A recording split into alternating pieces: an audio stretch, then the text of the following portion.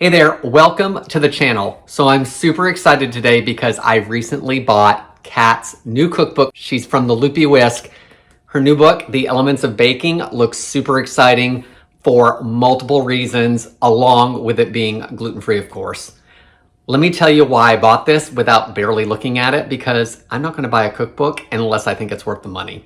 I'm Jamie with Savorysaver. I share gluten-free recipes, tips, tricks, and resources to make your gluten-free lifestyle easier. So please consider hitting subscribe, and let me tell you why I'm so excited. All right, so if you've been watching the channel for a while, you know that I watch the Loopy Whisk's website like a hawk, trying to find some good recipes to share with you guys, because she never disappoints. She always gives really good directions. She explains why she's using certain ingredients, and her recipes work. So I'm always looking at her recipes to see what I want to make. Well, her new cookbook, The Elements of Baking, just came out. I have actually been excited about this for a few months now because she started announcing it really early when it was coming out.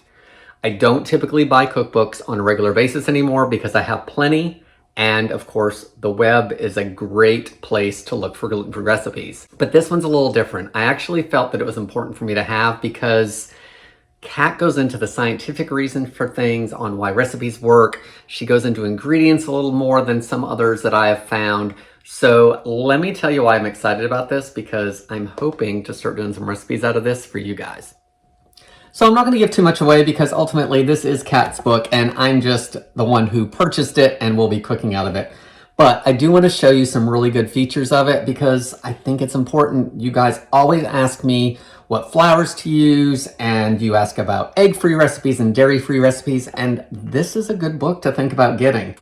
So the first chapter is everything you need to get started. She's going over ingredients, she's going over tools, she's going over that kind of stuff for gluten-free baking, along with egg-free, dairy-free, vegan. So that's the first chapter. The second chapter gets into the science of it all. So she's going to give some insight on how you can swap ingredients so you can make it whatever you need to make it, whether it be dairy-free, egg-free, gluten-free. Chapter 3, all about adapting.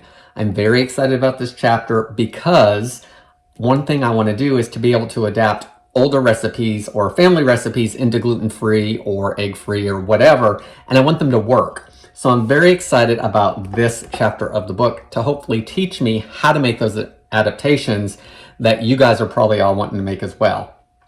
She also does case studies. I'm going to show you something on that in just a second. And then finally, chapters 5 through 9 are all individual. So it's free from gluten, free from eggs, free from dairy, whatever the case may be. And then if I know anything about Kat, because I've only flipped through this a little bit, she's really good about telling you how to make it multiples if needed. Let's take a look at a couple pages. So the photos in this book are really good at helping you to know what you should be looking for, because this cake roll, for instance, she's giving us all the different ways that she made it and what they look like. Egg-free, gluten-free, regular, dairy-free, gluten-free, vegan. They all look very similar to each other, and while all the recipes aren't going to come out that way, I love that she's showing me what they can look like with all those allergies and ingredients that you can't necessarily have. This is what they're going to look like when you remove those ingredients. For recipes like this cheesecake, she's given the ingredient amounts in a table format, so it tells you what format it is and what you need for the ingredients, or if you're leaving something out, like milk, for instance, out of the vegan recipe. This is great. I really like how she's telling me what's being changed to make it dietary appropriate for whatever the case may be. She has a glossary in the back of the book that also serves as a dictionary. So if you don't know what something means, boil, for instance, she's going to give you the definition for it. Good feature if you're looking for something that you may not understand. Kat is from the UK, so she also gives a UK versus US glossary. So obviously, baking beans in the UK, we call them pie weights here. So she's going to give some of those examples there, which is great. Rules for adapting yeasted bakes and breads. This I'm very excited about because, as we know, gluten-free breads are just crazy rules all over the place. That's probably the hardest thing I have trouble with, so it may be what you have the hardest trouble with as well.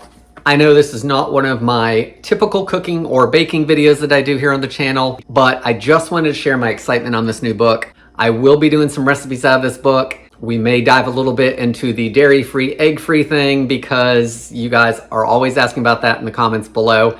And sometimes I like to sneak those things out of recipes and see if Tara can catch on. Guys, I want to thank you so much for watching. For more information on this, I will leave it down in the description below. And as always, I hope to see you in the next video.